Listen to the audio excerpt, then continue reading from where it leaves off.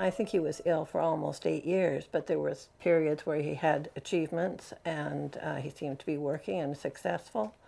And then there was this slide into bizarre communication where he'd drop in to visit, and I'd just think, like, who's this person? It was devastating. But there didn't seem to be anything I could do. But then it would go off into weird angles, like the mafia were after him, or the CIA, FBI, and it became them.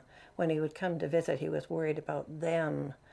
Someone with a mental illness is not necessarily going to take very nicely to the fact that you're suggesting that they're not doing so well and need to be possibly committed to the psych ward. And then as family, you're in a certain amount of denial as well. You don't seem to be able to do anything about the situation. Seeing someone you love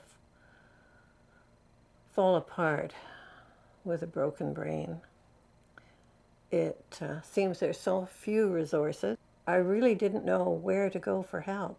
The first face-to-face meeting that I had with the support coordinator was a warm, sunny day, but it was sunny in many respects. Having had such positive interaction on the phone and then coming to the office and meeting her in person was wonderful. With the society, have a deep caring attitude because they're coming from their own personal situations.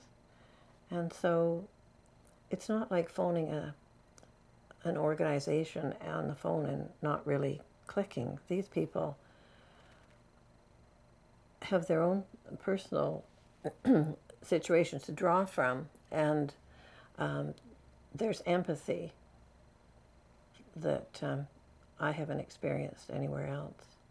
It's essential that the mentally ill have the support of their families, and that's the role that the North Shore Schizophrenia Society plays. They saved my life, and my son's life too. We weren't prepared for it. We're prepared for an earthquake, but we're not prepared for a mental illness to happen in the family. My husband was a pharmacist, and he is what you would consider a very traditional, very conservative person. He was arrested, put in jail, and they didn't know what was going on with him. Then they took him over to Emerge, and then he was restrained. Trying to explain that to my daughter, who is, well, her father was her hero. They do everything together.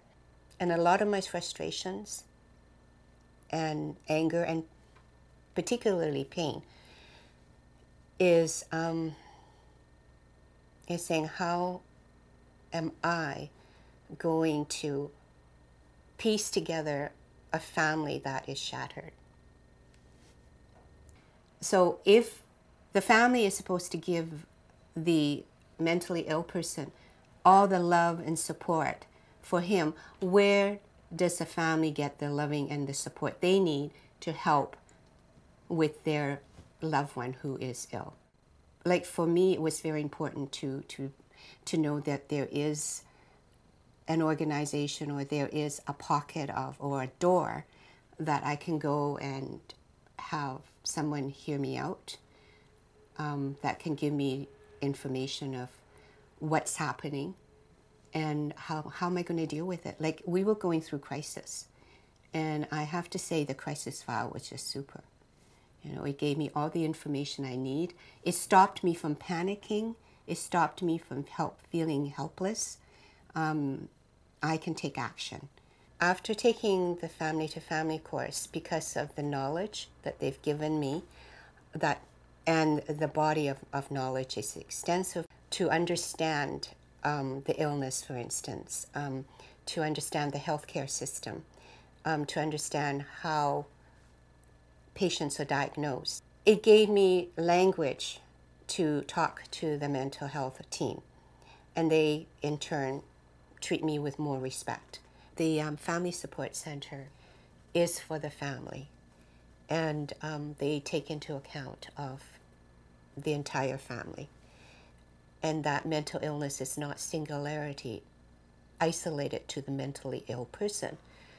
but the devastating effect that it has on the rest of the family, and that is recognized, validated, and supported.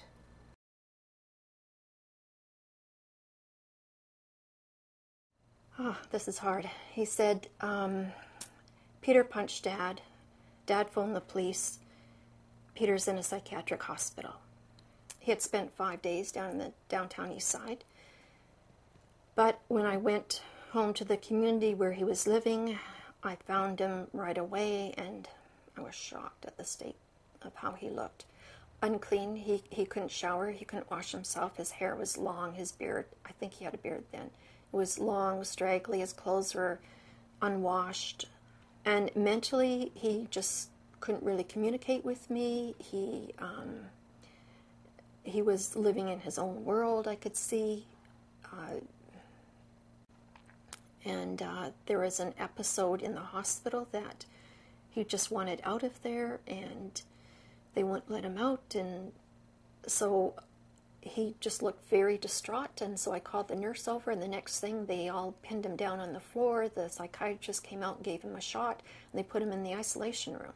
Well, okay, nobody told me anything. Nobody gave me a guidebook or said, this is what's going on, this is what we're going to do, this is the program. Nothing. There was no information whatsoever. So there was a person that we used to have and knew, and that person has died mentally. Now we have a different person in the same body.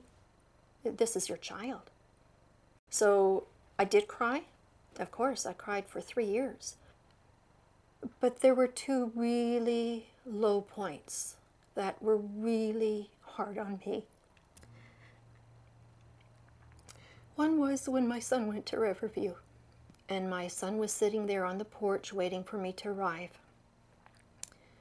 And I walked up the steps and sat down with him on the porch, and he said to me, "Why will nobody visit me?" And I thought, how am I going to answer that? The Family Support Center has been a lifeline for me. It's just given me so much support, so much hope.